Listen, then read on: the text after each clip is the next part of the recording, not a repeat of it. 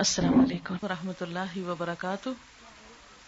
نحمده ونصلي على رسوله الكريم. اما بعد فاعوذ باللہ من الشیطان الرجیم. بسم اللہ الرحمن الرحیم. رب اشرح لي صدری ويسر لي امری واحلل عقدۃ من لسانی یفقهوا قولی.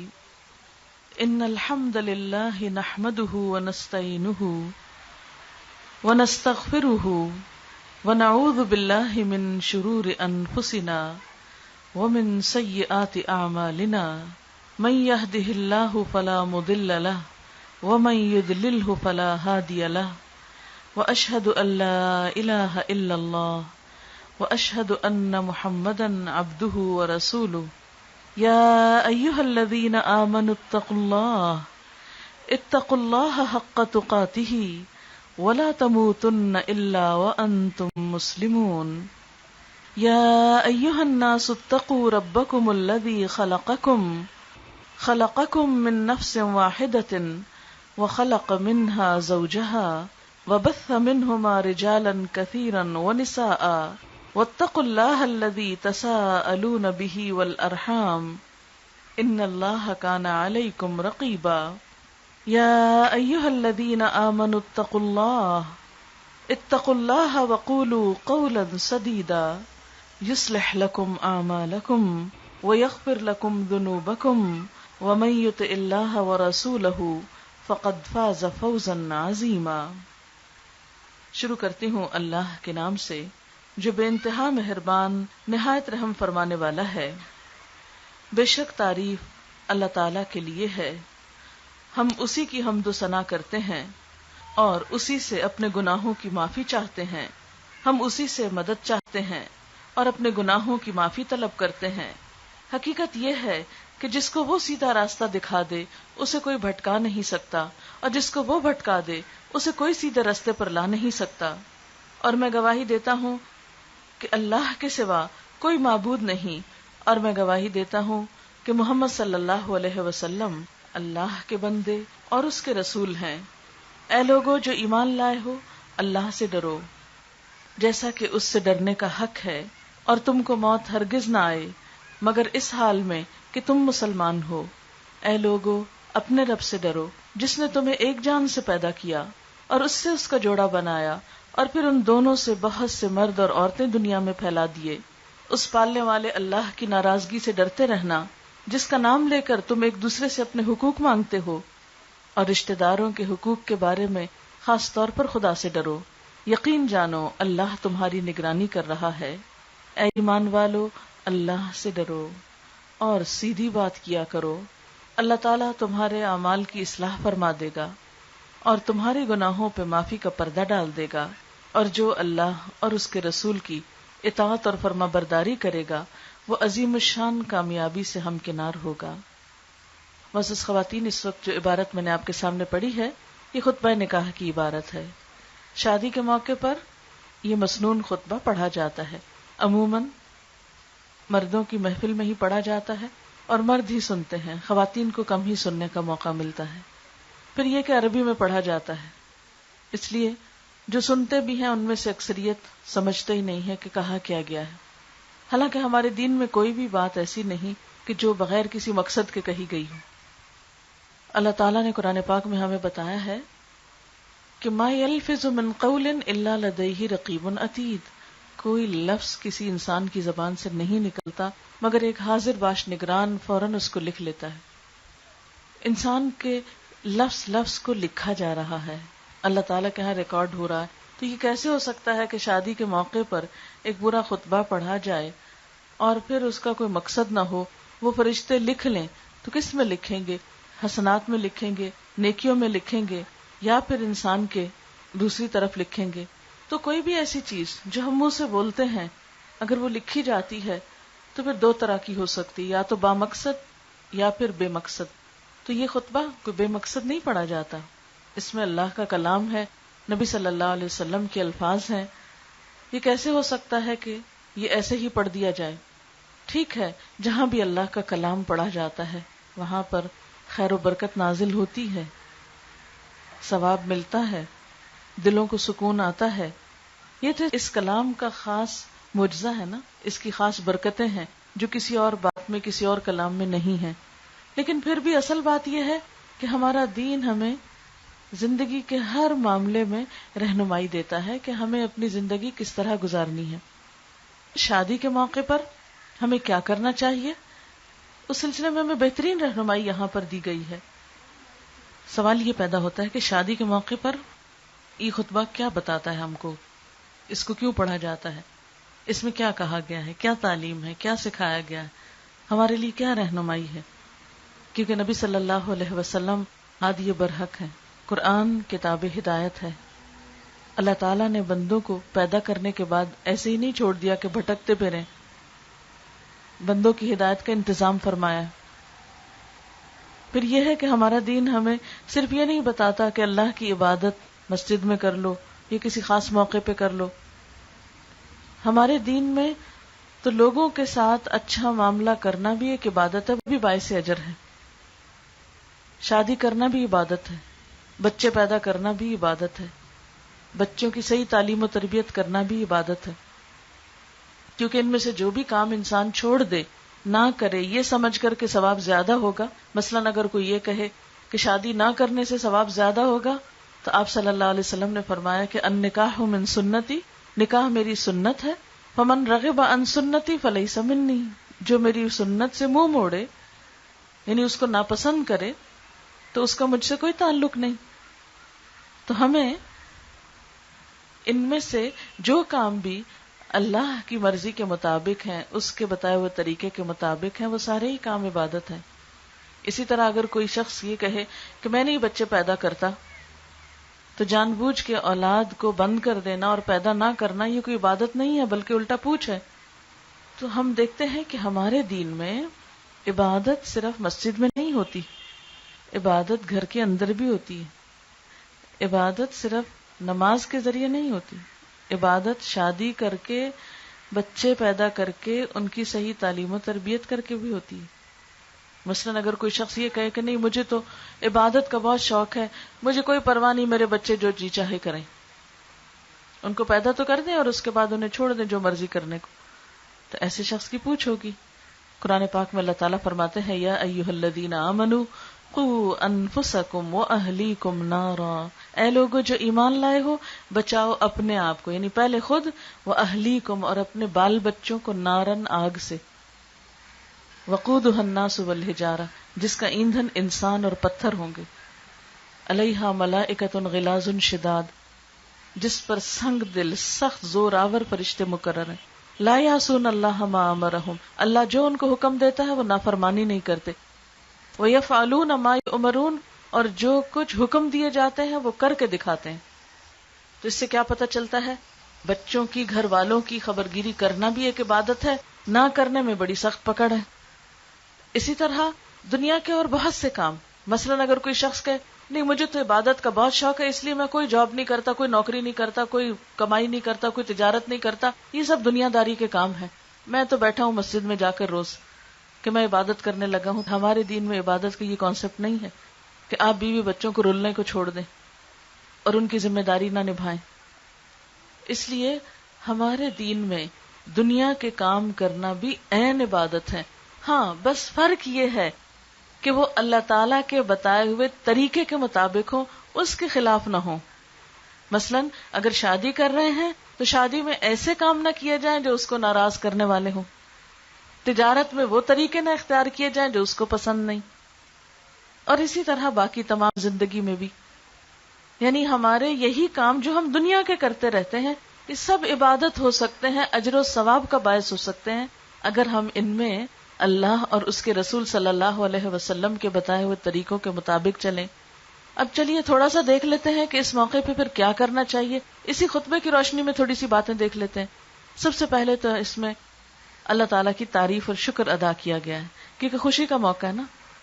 تو شادی کے موقع پر، خوشی کے موقع پر اللہ کو یاد کرنا، اس کا ذکر کرنا، اس کا شکر کرنا، یہ بھی عبادت ہے. یعنی ایک خوشی کا موقع ہے تو اس میں انسان صرف خوش ہو لے، ہنس کھیل لے، کٹھا ہو لے، کھا پی لے، کپڑے پہنے اور نعمتوں سے فائدہ اٹھائے، اینڈ دیٹس اٹ. نہیں، سب سے پہلے اپنے رب کو یاد کرے، اس کا شکر ادا کرے، اور کسی بھی ملنے والی نعمت پر فخر اور تکبر نہ کرے، بلکہ یہ کہے کہ یہ میرے رب کا احسان ہے مجھ پر کہ اس نے مجھے یہ دن دکھایا کہ میری زندگی میں مجھے بچوں کی یا اپنی خوشیاں عطا کی۔ تو جو شخص شکر ادا کرتا ہے اللہ اس کو اور نعمت دیتا ہے، اور جو شخص اس کو اپنا کمال سمجھتا ہے، میرے پاس چونکہ مال ہے اس لیے میرے بچے کا رشتہ کیوں نہیں ہونا تھا، میرے بچے کے پاس یہ اور یہ ڈگری ہے بھلا اس کو کون نہ اٹھاتا، اس طرح کی باتیں تکبر کی باتیں ہوتی ہیں۔ آپ نے دیکھا ہوگا بہت سے مالداروں کے بچوں کی شادی نہیں ہوتی، بہت سے ڈگریوں والے بیٹھے رہ جاتے ہیں۔ شادی کا انحصار مال ڈگری پہ نہیں ہے، یہ اللہ کے اذن سے خوشی ملتی ہے، اسی طرح دولت کا، باقی ہر چیز کا۔ تو بندہ مومن دل کی گہرائیوں سے یہ سمجھتا ہے کہ اس کو کوئی بھی نعمت جو ملی ہے وہ اللہ کے دینے سے ملی ہے اور اسی کا شکر ادا کرنا لازم ہے۔ تو جب آپ خوشی کے موقع پر شکر ادا کریں گے، اللہ کو یاد کریں گے، تو یہ ساری خوشی خوشی بھی ہے پلس عبادت بھی ہے، بونس ہے آپ کے لیے۔ پھر اسی طرح نستعینہ، ہم اس سے مدد چاہتے ہیں۔ زندگی میں کبھی خوشی ہوتی ہے، کبھی مشکل وقت ہوتا ہے، یہ یاد رکھیے، ان مال عسر یسرا، ہر تنگی کے ساتھ آسانی ہے، ہر خوشی کے ساتھ مشکل بھی ہے۔ جہاں خوشی ہے وہاں ذمہ داری بھی ہے، اور ذمہ داری کا ادا کرنا بھی ہے۔ تو پھر کیا کیا جائے؟ پھر یہ ہے کہ جہاں مشکل پیش آئے فوراً اللہ سے مدد مانگی جائے۔ نستعینہ، ہم اس سے مدد چاہتے ہیں، وہ ہماری مدد فرمائے۔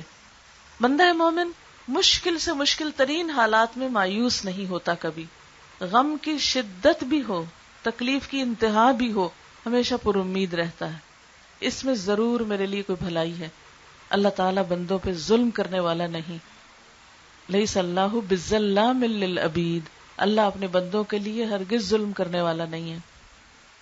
ہمیشہ غور کیا کیجئے، کوئی تکلیف آئی ہے تو مجھے کیا سکھانے کے لیے آئی ہے۔ منافق کی تعریف یہ بتائی گئی کہ اس کو نہیں پتا چلتا، منافق کی مثال ایک گدھے کی طرح ہے، جیسے کسی گدھے کو یہ نہیں پتا چلتا کہ اس کا مالک اب اس کو باندھ کیوں رہا ہے اور اس کو کھول کیوں رہا ہے، تو اسی طرح منافق کو نہیں سمجھ آتی کہ میرے مالک نے مجھے تکلیف میں کیوں ڈالا ہے اور میری اب تکلیف دور کیوں ہو گئی۔ لیکن بندہ مومن اپنے گناہوں پہ، اپنی کوتاہیوں پہ، اپنی خامیوں پہ نظر رکھتا ہے، اور جب اس کو کوئی تکلیف آتی ہے وہ اپنے سارے گناہوں کی لسٹ بنا لیتا ہے، میں نے یہ کیا ہے نا، اللہ تعالیٰ مجھے جگانا چاہتا ہے، یا پھر یہ کہ اللہ تعالیٰ مجھے اس سے بہتر طرف موڑنا چاہتا ہے، اس سے زیادہ اچھی چیز دینا چاہتا ہے۔ بعض اوقات ایسا بھی ہوتا ہے نا کہ ایک خوشی آپ کو ملی، مثلا کسی بچی کی شادی ہوئی اور شادی نبھ نہیں سکی، انسان کے لیے بہت بڑی ٹریجڈی ہے، بہت دکھوں کی بات ہے، لیکن ایک بندہ بہت مطمئن ہو سکتا ہے کہ اس میں میرے لیے خیر نہیں ہوگی، اس لیے میرے رب نے مجھے میری کوشش کے باوجود اس راستے میں آگے نہیں جانے دیا، وہ وہی مطمئن ہو جاتا ہے، میرے رب نے میرے لیے اس سے بہتر کوئی چیز رکھی ہوگی۔ پھر اسی طرح اولاد کا معاملہ ہے، بعض اوقات بچے ہوتے ہیں فوت ہو جاتے ہیں، صدمے کی بات ہے کس قدر، لیکن سورۃ کہف جیسے آج جمعہ تھا آپ لوگوں نے پڑھی ہوگی، سورۃ کہف میں کیا آتا ہے کہ حضرت خضر علیہ السلام نے موسیٰ علیہ السلام کے ساتھ جب جا رہے تھے تو ایک بچے کو راستے میں مار دیا، اللہ کے اذن سے ہوا۔ موسیٰ علیہ السلام بہت پریشان ہوئی، یہ کیا کیا، بچے کو مار دیا۔ تو انہوں نے کہا ہاں یہ بچہ بڑا ہوتا اپنے والدین کے لیے بڑی مصیبت بنتا، ماں باپ اس کے نیک ہیں، میں چاہتا ہوں کہ اللہ تعالیٰ اس کو اس سے زیادہ اچھے اولاد عطا کرے، اس کا اچھا نعم البدل دے۔ تو بعض اوقات یہ بھی تو ہوتا ہے نا کہ ہمارے سے ایک چیز چھین لی جاتی ہے اور اللہ تعالیٰ اس کو کسی اور طریقے سے کمپنسیٹ کر دیتا ہے۔ بعض اوقات آپ نے دیکھا ہوگا کسی کے پاس صرف بیٹیاں ہوتی ہیں، بیٹا کوئی نہیں ہوتا، اور وہ شخص کہتا ہے میں تو بڑا ہی بدقسمت، روتا دھوتا بیٹا ہی نہیں میرا۔ اور آپ نے دیکھا ہوگا کہ بعض اوقات بیٹیاں بیٹوں کی نسبت زیادہ آنکھوں کی ٹھنڈک بنتی ہیں، زیادہ خوشیوں کے سبب بنتی ہیں، اور اس کے مقابلے میں دوسروں کے بیٹے ان کو تگنی کا ناچ نچاتے ہیں، جسے کہتے ہیں نا کہ بہت ہی پریشان کرتے ہیں۔ تو ایسی صورت میں بندہ مومن ہر حال میں اپنے آپ کو اللہ کے حوالے کیا ہوتا ہے، خوشی ہو، دکھ ہو، سکھ ہو، نستعینہ، ہم اس سے مدد چاہتے ہیں، ذمہ داری ادا کرنا ہے اس سے مدد چاہتے ہیں، وہ ہماری مدد فرمائے۔ کیسے کیسے معاملوں میں ہم پریشان رہتے ہیں، آج ہے کوئی بندہ ایسا دنیا میں جو کہے نہیں مجھے تو کوئی پریشانی نہیں، ہر ایک کو کوئی نہ کوئی پریشانی لگی ہوئی ہے، ہر ایک اس بات میں ہوتا ہے کہ میں اب کروں تو کروں کیا۔ پھر ہم بندوں کی تلاش میں ہوتے ہیں کہ ہمیں کوئی بندہ ملے جس سے ہم اپنا دکھ سکھ کریں، وہ ہمارے مسئلے کا حل بتائے، حالانکہ بندوں بیچاروں کے ہاتھ میں کیا ہے، کون کیا مسئلے کا حل بتائے گا۔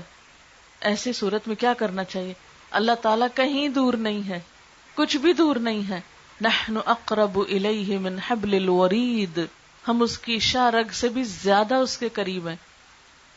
تو جو اتنا قریب ہے اسے کیوں نہ سنائے اپنے مسئلے, کیوں نہ اس سے مدد مانگے, کیوں نہ اس کی طرف رجوع کریں, کیوں نہ اس کا ذکر کریں, کیوں نہ اس کے آگے سجدہ کریں اور اس سے راہ مانگیں. پھر آپ دیکھیں کیسے جواب نہیں آتا.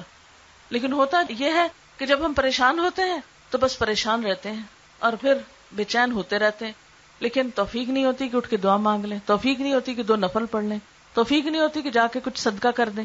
کیونکہ صدقے کے بارے میں آتا ہے نا کہ وہ اللہ تعالیٰ کے غضب کو ٹھنڈا کرتا ہے, انسان کو مصیبتوں سے نکالتا ہے, یعنی سبب بنتا ہے نا, انسان کے لیے خیر و بھلائی لاتا ہے. لیکن ہم بس پریشان ہوتے ہیں تو پریشان ہی ہوتے رہتے ہیں. ایسے میں دوسرے بہن بھائیوں کو بھی چاہیے کہ وہ آگے بڑھ کر اس کی مدد کریں, لیکن اصل مدد اللہ ہی کی ہے. وَمَن نَّصْرُ إِلَّا مِنْ عِنْدِ اللَّهِ, وہ تکلیف دور کرتا ہے تو تکلیف دور ہوتی ہے, اس کی طرف سے اذن ہوتا ہے تو بندے بھی آگے بڑھتے ہیں مدد کرنے کے لیے, ورنہ بندے بھی نہیں بڑھتے.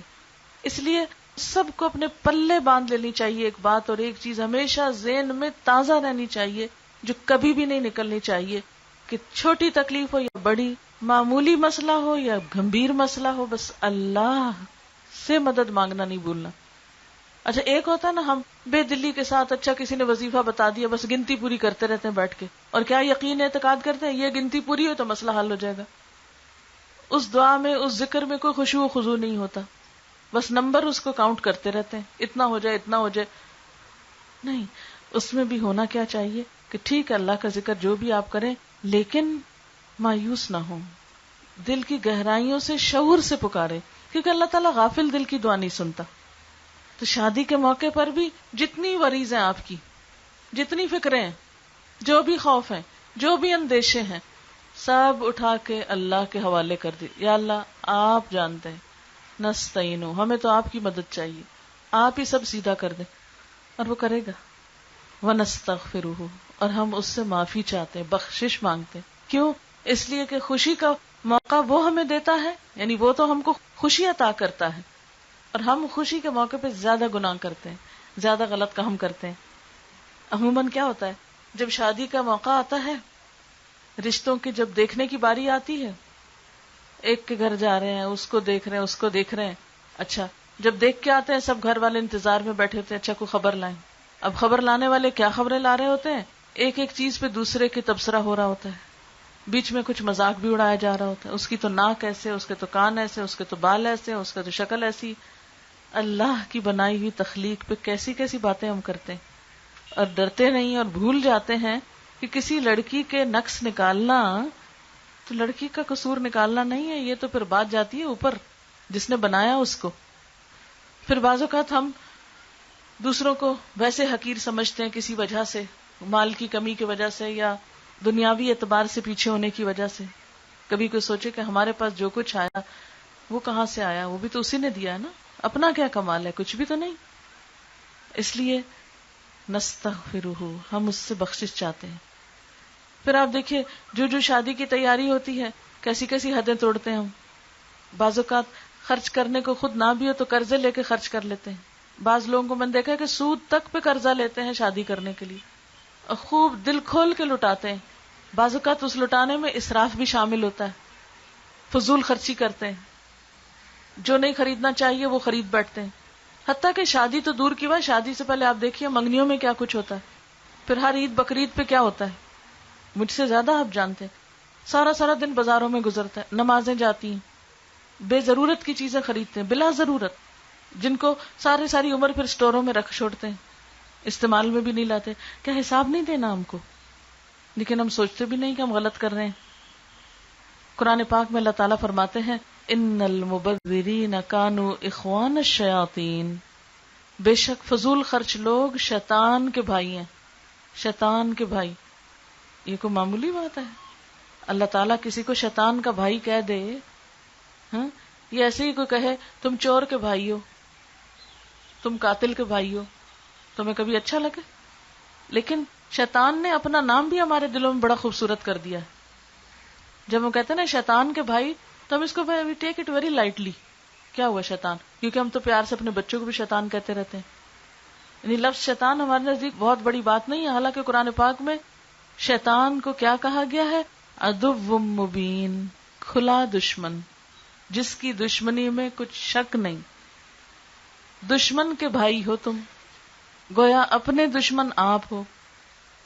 لیکن ہمیں اس معاملے کی سنگینی کا، سختی کا علم ہی نہیں، احساس ہی نہیں کہ شیطان کے بھائی ہونا کتنی بری بات ہے. لیکن اس جاننے کے باوجود ہم فضول خرچی کرتے ہیں. ایک ایک شادی کا جوڑا کتنے بنتا ہے؟ کیا جواب دیں گے ہم اللہ تعالیٰ کو؟ کیا حساب دیں گے؟ 1,00,000 کا جوڑا ایک دن، 1 گھنٹے، 2 گھنٹے کے لیے، اور پھر ساری زندگی کے لیے پیک کر دیا اور بس ختم. اس کے برعکس زکوٰۃ کا معاملہ آئے تو زکوٰۃ آگے پیچھے کر دیں گے، ہیلوں بہانوں سے زکوٰۃ نہیں دیں گے. حالانکہ جس دن آپ کی شادی ہوئی، جس دن آپ کو زیور ملا، اس دن سے زکوٰۃ شروع ہو گئی. جس دن اس میں سال پورا ہوگا آپ کو زکوٰۃ نکالنی ہوگی. اچھا، اس کے لیے ہم کیا کرتے ہیں؟ میں تو نہیں کماتی، شوہر دے. شوہر کہتا ہے میں تو نہیں پہنتا، جو پہنتی وہ دے. وہ اس پہ ڈالتا ہے، وہ اس پہ ڈالتا ہے، اور کوئی بھی اللہ کا حق نہیں دیتا. فریضے کا انکار کر دیتے ہیں ہم صرف ایک دوسرے پہ ڈال کے، اور ہم سمجھتے ہیں ہماری ذمہ داری ادا ہوگی، ہم نے دوسرے پہ ڈال دیا. دوسرا کہتا ہے میری تو نہیں پوچھو گی. ہم میں سے ہر ایک مطمئن ہے میری نہیں پوچھو گی. اور اصل مسئلہ نہیں پتا ہوگا کہ جو مالک ہے اس کو زکوٰۃ دینا لازم ہے. اگر مالک شوہر ہے تو شوہر کو دینا ہوگا، خواہ بیوی پہن رہی ہے. اور اگر بیوی مالک ہے تو بیوی کو زکوٰۃ نکالنی ہوگی. نہیں کماتی تو اسی زیور میں سے نکالنی ہوگی، لیکن نکالنی ہوگی. پھر آپ دیکھیے اور کیا کرتے ہیں ہم شادی کے موقع پر. بعض اوقات ایک ایک شادی میں ایک وقت کا میک اپ جو ہے اس پہ ہزاروں لگتے ہیں، اور اس کا اینڈ کیا ہے، انجام کیا ہے؟ جب منہ دھوتے ہیں، نہاتے ہیں، سب نالی میں جاتا ہے. گویا ہزاروں روپے ہم نے نالی میں ہاتھ سے پھینک دیے. اور چند منٹوں یا گھنٹوں کی بات تھی، اور اس میں بھی آپ دیکھیں گھنٹوں بیچاری لڑکیاں دن لگاتی ہیں وہاں پارلر میں بیٹھ کے، اکڑ تھک جاتی ہیں، کھاتی پیتی نہیں ہیں. اور پھر جب دلہن بن کے سامنے آتی ہے، کوئی ناک منہ ادھر چڑھا رہا ہے، کوئی ادھر سے کچھ بات کر رہا ہے، کوئی کچھ کہہ رہا ہے، کوئی تبصرہ کر رہا ہے. میں نے تو کبھی نہیں دیکھا کہ سب لوگ کہیں کہ ہاں بہت اچھی لگ رہی تھی. اگر سامنے خوشامد کریں گے بھی، گھر جا کے ضرور باتیں بنائیں گے. ویسے کوئی خاص اتنی تو نہیں لگ رہی تھی. کیا حاصل ہوا؟ کیا کمایا؟ اللہ کے ہاں بھی دیندار ہوئے اور لوگوں کے سامنے بھی وہ تو نہ ملا جو ہم چاہتے تھے. پھر آپ دیکھیں دکھاوا کتنی بری چیز ہے. جب ہم بہت فضول خرچی کرتے ہیں تو اندر خانے چھپا ہوا ہوتا ہے دکھاوے کا جذبہ، کہ ہم لوگوں کو دکھائیں کہ ہم کتنے مالدار ہیں، یا ہم کتنے خوبصورت ہیں، یا ہم کتنے بڑے لوگ ہیں. جو اندر چھپا ہوتا ہے نا، دکھاوا جو ہے وہ بذات خود ہمارے دین میں سخت ناپسندیدہ ہے، لیکن ہمیں احساس ہی نہیں ہوتا. ریاکاری جو ہے، پھر نمائش کرنا سخت ناپسندیدہ کاموں میں سے ہے، لیکن ہمیں احساس نہیں. نستغفرہ، ہم اس سے بخشش مانگتے ہیں، ہم معافی چاہتے ہیں. پھر آپ دیکھیے جب رشتے کی بات چل رہی ہوتی ہے کیسے کیسے جھوٹ بولے جاتے ہیں. کبھی لڑکی کی عمر کے بارے میں، کبھی سٹیٹس کے بارے میں، کبھی لڑکے کی جاب کے بارے میں، کبھی آمدنی کے بارے میں. ایسے ایسے سبز باغ دکھائے جاتے ہیں، حقیقت کچھ ہوتی ہے، باتوں سے کچھ اور ہی نظر آتے ہیں لوگ. اور جب شادی ہوتی ہے تو ایسے ایسے پھر بھرم ٹوٹتے ہیں، ایسے ایسے ڈپریشن میں لوگ جاتے ہیں کہ انہوں نے کیا بتایا تھا، کیا دکھایا تھا، وہاں تو معاملہ ہی کچھ اور ہے. بعض اوقات تو لڑکا پہلے سے شادی شدہ ہوتا ہے، کوئی نہیں راز بتاتا، بعد میں حقیقت پتہ چلتی ہے، اور اس وقت لڑکی جو ہے پھر وہ ڈپریشن کا شکار ہوتی ہے. نستغفرہ، ہم اس سے معافی چاہتے ہیں اپنے ان سارے گناہوں اور ساری زیادتیوں کی جو ہم انسانوں پہ ڈھاتے ہیں حقوق العباد میں کمی کر کے. آج اگر دیکھا جائے تو پریشانیاں ہیں کس بات کی؟ بے سکونی کا سبب کیا ہے؟ اس سب کے پیچھے کیا چیز ہے؟ یہی انسانوں کی انسانوں پہ زیادتیاں اور انسانوں کے انسانوں پہ ظلم. پھر آپ دیکھیے شادی کے کھانوں کی باری آتی ہے، اس میں کس قدر اسراف اور وقت کا ضیاع ہوتا ہے، اور اس میں بھی مقصد کیا ہوتا ہے؟ دوسرے پہ بازی لے جانا. ٹھیک ہے اللہ نے آپ کو دیا، آپ کھائیے جتنا کھا سکتے ہیں، حلال طریقے سے کمایا ہے تو کھانے میں اللہ نے نعمتیں حرام نہیں کی، آپ ہی کے لیے نعمتیں آپ ہی نے استعمال کرنی ہے، لیکن ضائع نہیں کرنی، دکھاوا نہیں کرنا، مقابلے پہ نہیں خرچ کرنی. کیونکہ اگر اندر یہ جذبہ چھپا ہوا ہے کہ دوسروں سے آگے بڑھنا ہے تو وہ اللہ تعالیٰ نے اس کا انتظام کیا ہوا ہے ہمارے لیے آگے بڑھنے کا. فاستبقوا الخیرات، نیکی کے کاموں میں آگے بڑھو، خیرات میں آگے بڑھو. لیکن ہم اپنے آگے بڑھنے کے سارے جذبوں کو یہی دنیا میں ایک دوسرے سے آگے بڑھنے میں استعمال کر کے ختم کر دینا چاہتے ہیں. نستغفرہ، ہم اس سے معافی چاہتے ہیں. پھر آپ دیکھیے شادی کا دن ہو، دلہن کے لیے، دلہا کے لیے، مہمانوں کے لیے نمازوں کا احساس ہی نہیں، ایک کے بعد ایک نماز جاری. اور دیر ہونا تو معمولی بات ہے، جس کو قضا ہونے کی پریشانی نہیں اس کو دیر ہونے کی کیا پریشانی ہوگی. رات کو گپ شپ میں دیر سے سوئیں گے، اوہ صبح تو آنکھ ہی نہیں کھلی، اور پھر بڑے فخر سے بتائیں گے. حالانکہ جرم کر کے اس پہ ندامت ہونی چاہیے، شرمندگی ہونی چاہیے، نہ کہ ڈٹائی کے ساتھ سب کے سامنے گفتگو. اور پھر آپ دیکھیں ایک نہیں دو نہیں، بعض اوقات اجتماعی طور پر سارے کے سارے گھر والے نماز قضا کر رہے ہوتے ہیں، کسی کی بھی آنکھ نہیں کھلتی. اللہ تعالیٰ خوشیاں بھیج رہا ہے اور استقبال اس کی نافرمانی سے ہو رہا ہے. نستغفرہ، ہم اس سے بخشش چاہتے ہیں. پھر شادی کے دن گئے، جو لباس پہنا اس کی نمائش تو الگ، پھر اس کے ساتھ ساتھ دوسروں کا بھی کریٹیکلی جائزہ لیا، کس ماڈل کا، کس بوتیک کا، کہاں کا، کس قیمت کا، کیا پہنا ہوا. واپس لوٹے پھر مذاق اڑانا شروع کر دیا. بعد میں بیٹھے تو آپس میں بیٹھ کے یہی تبصرے کیے، فلاں کی تو چوڑیوں کا ڈیزائن کسی کام کا نہیں تھا، فلاں نے تو ایسا پہنا ہوا تھا، فلاں نے ویسا پہنا ہوا. یہ کس کھاتے میں یہ ساری باتیں لکھی جائیں گی؟ کس کھاتے میں لکھی جائیں گی؟ ہم کسی کے بارے میں جو بات کہیں، کیا وہ ہم اپنے بارے میں چاہیں گے کہ کوئی کہے؟ ہم کبھی پسند نہیں کریں گے کہ کوئی ہمارے میک اپ کا یا کپڑے کا مذاق اڑائے، لیکن ہم کتنے مزے سے دوسروں کے مذاق اڑا رہے ہوتے ہیں. نستغفرہ، یہ ساری باتیں گناہوں میں شمار ہوتی ہیں جن پر ہمیں استغفار کی ضرورت ہوتی ہے. وَنَعُوذُ بِاللَّهِ مِن شُرُورِ أَنفُسِنَا، اور ہم اللہ کی پناہ میں دیتے ہیں خود کو اپنے نفس کے شر سے بچنے کے لیے. اور نفس کا شر کیا ہوتا ہے؟ خود کو بڑی چیز سمجھنا، خود کو ڈھیل دینا، اپنے لیے حرام بھی حلال کر لینا، گناہ کر کے تعویل کر لینا، مطمئن ہو جانا، اور دوسروں کی چھوٹی چھوٹی باتوں کو چننا، دوسروں کے چھوٹے چھوٹے عیب کو سامنے لانا. اب شادی کے بعد عموماً گھروں میں لڑائیاں کیوں ہوتی ہیں؟ بچیاں کیوں نہیں بستی؟ سسرال جو پھولوں کی سیج پہ لے کے جاتا ہے وہ کانٹے کیوں بکھیر دیتے ہیں؟ کیسے بکھرتے ہیں؟ وہ ہماری زبانوں کی کٹائیاں ہوتی ہیں، ہماری زبانوں کے بکھیرے ہوئے کانٹے ہوتے ہیں. چھوٹی چھوٹی بات پہ اعتراض، چھوٹی چھوٹی بات پہ نکتہ چینی، پکڑ دکڑ، ادھر سے ادھر سے، یہ نہیں کیا وہ نہیں کیا. حالانکہ دیکھا جائے تو وہی سب کچھ اپنی بیٹیاں بھی کر رہی ہوتی ہیں لیکن وہ نظر نہیں آتا، لیکن بہو آ کے کرتی تو بہت برا لگتا ہے. تو وہ جو نفس کا شر ہوتا ہے نا، ہمیں خود بھی ہمارا ضمیر ملامت کر رہا ہوتا ہے کہ دیکھو زیادتی کی بات ہے، لیکن دوسروں کے ساتھ انصاف کرنا ہم نے کب سیکھا؟ مومن تو وہ ہے جو دوسرے کے لیے وہی پسند کرے جو اپنے لیے کرتا ہے. لیکن ہمارے پیمانے فرق ہوتے ہیں، اپنے لیے کچھ اور ہے، دوسرے کے لیے کچھ اور ہے. پھر ہمیں خوشیاں کہاں سے ملے؟ اور جب ہر شخص ایسے ہی سوچ رہا ہے، اپنے لیے کچھ اور، دوسروں کے لیے کچھ اور، تو نتیجہ کیا نکلے گا؟ جب کوئی حق دینے کو ہی تیار نہیں، جب کوئی دوسرے کو عزت دینے کو تیار نہیں، دوسرے کو محبت دینے کو تیار نہیں، دوسرے کی غلطی معاف کرنے کو تیار نہیں، دوسرے کے سامنے اپنا غصہ کنٹرول کرنے کو تیار نہیں، تو پھر خوشی کیسے آئے گی؟ ایسے معاشرے میں خوشحالی نہیں آ سکتی جب تک کہ ہم دوسروں کے لیے وہ نہ چاہیں جو اپنے لیے چاہتے ہیں. عموماً یہ ساری خرابیاں نفس کے شر سے ہوتی ہیں. وَنَعُوذُ بِاللَّهِ مِن شُرُورِ أَنفُسِنَا. اور شادی کے بعد بھی شوہر اور بیوی کے درمیان جتنی بھی کھچا کھچ ہوتی ہے اس میں بھی عموماً انسان کا نفس ہوتا ہے، کیونکہ نفس ہی انسان کو برائیوں پہ اکساتا ہے. جیسے یوسف علیہ السلام کے بارے میں آتا ہے، انہوں نے فرمایا تھا ان النفس لامارۃ بالسوء.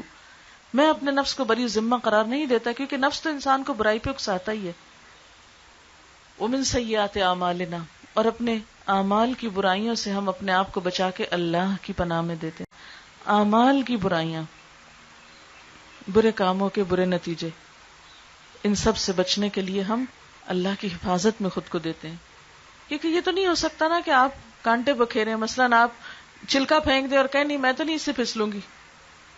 اگر آپ نے کیلا مثلاً کھا کے چھلکا پھینک دیا ہے تو آپ ہی اس سے گر سکتے ہیں پھسل کے. تو برائیاں بھی اسی طرح ہیں. غلط کام جب ہم کر کے بھول جاتے ہیں اور غلط کام کر کے ہم تعویل کر لیتے ہیں, اپنے آپ کو تسلی دے دیتے ہیں کہ نہیں یہ غلط نہیں ہے, تو پھر کیا اندیشہ ہے کہ آپ خود ہی اس سے پھسل جائیں, آپ خود ہی اس سے نقصان اٹھائیں. من یہدہ اللہ فلا مضل لہ, جس کو اللہ ہدایت دے اسے کوئی نہیں بھٹکا سکتا. ومن یضللہ فلا ہادی لہ, جس کو وہ بھٹکا دے اسے کوئی راستہ نہیں دکھا سکتا. اس سے کیا پتہ چلتا ہے کہ سیدھا رستہ اور سیدھا طریقہ اختیار کرنے کے لیے اللہ کی مدد اور اس کی رہنمائی اور اس کی رحمت چاہیے. پھر اس میں 3 آیات ہیں اور 4 دفعہ تقویٰ کا حکم ہے. اللہ کا خوف کرو, اللہ سے ڈرو.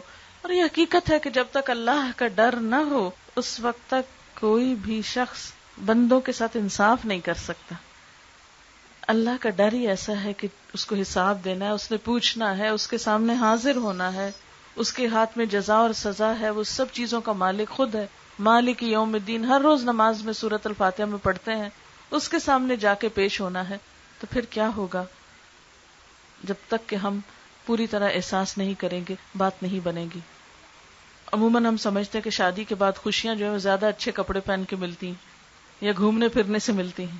یہ سب وقتی بہانے ہیں خوش ہونے کے, لیکن جب تک دل کے اندر خوشی نہیں, اور دل کے اندر خوشی قربانی کرنے سے ملتی, حقیقی خوشی کچھ دینے سے ملتی ہے, چھیننے اور مانگنے اور صرف لینے سے نہیں ملتی.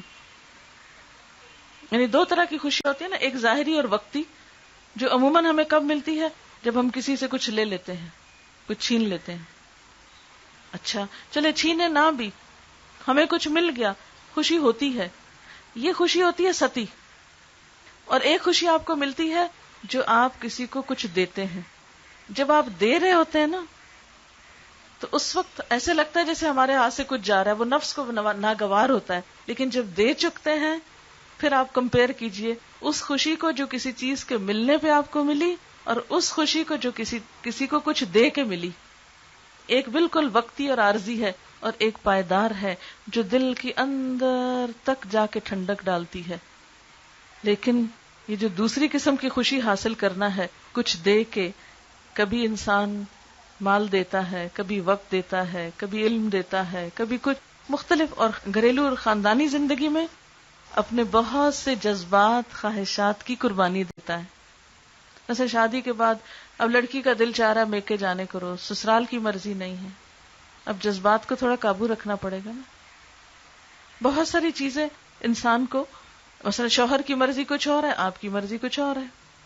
بہت سے معاملات ایسے ہوتے ہیں جس میں رائے نہیں ملتی. اللہ تعالیٰ کا حکم ہے فالصالحات قانتات, نیک عورتیں جو ہیں وہ شوہر کی فرما بردار ہوتی ہیں, اطاعت گزار ہوتی ہیں. اب اطاعت گزار بننے کے لیے جذبات کی قربانی لازم ہے. اب یہ قربانی کہاں سے کریں؟ تو جب نفس کا شر حائل ہو تو کوئی قربانی نہیں ہو سکتی.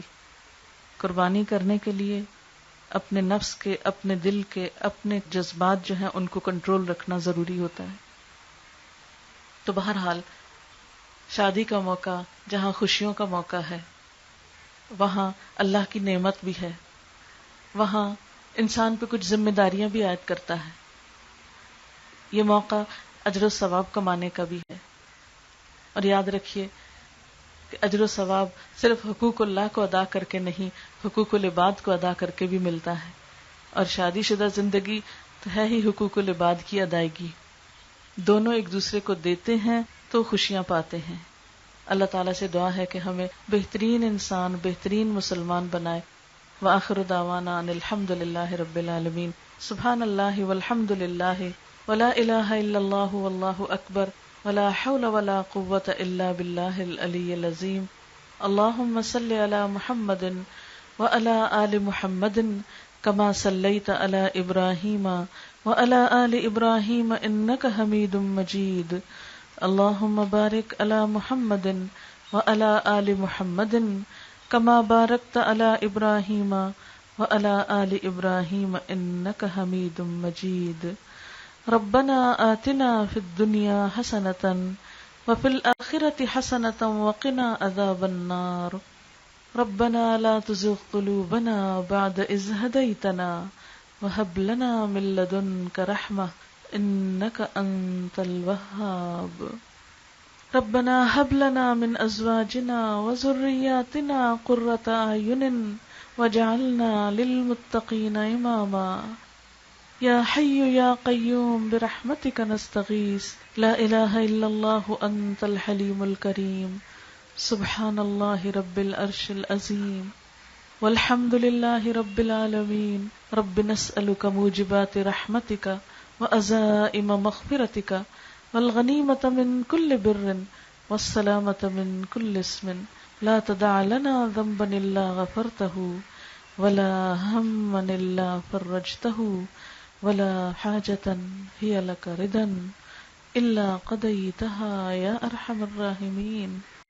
یا اللہ ان بچوں کی شادی کو بہت خوشیوں والا بنا دے، انہیں دنیا اور آخرت کی بہترین بھلائیاں عطا فرما یا رب العالمین، دونوں کے درمیان بہترین موافقت پیدا فرما، ان دونوں خاندانوں کو باہم ایک دوسرے کی قدر کرنا، احترام اور محبت کرنا سکھا یا اللہ۔ سب کے گھروں میں خیر ہو، جو مائیں اپنے بچوں کی شادی کے لیے پریشان ہیں سب کی پریشانیاں دور فرما، جو بیمار ہیں انہیں صحت عطا فرما، جو بے اولاد ہیں انہیں اولاد عطا فرما یا اللہ۔ تو ہم سب کو اپنی رحمت سے ڈھانپ لے، اس گھر پر اپنی خیر و برکت نازل فرما۔ ربنا تقبل منا انک انت السمیع العلیم وتب علینا انک انت التواب الرحیم، وصلی اللہ تعالی علی خیر خلقہ محمد وعلی آلہ واصحابہ واہل بیتہ اجمعین برحمتک یا ارحم الراحمین۔ الہی آمین۔ سبحانک اللہم وبحمدک نشہد ان لا الہ الا انت نستغفرک ونتوب الیک۔ السلام علیکم ورحمۃ اللہ وبرکاتہ۔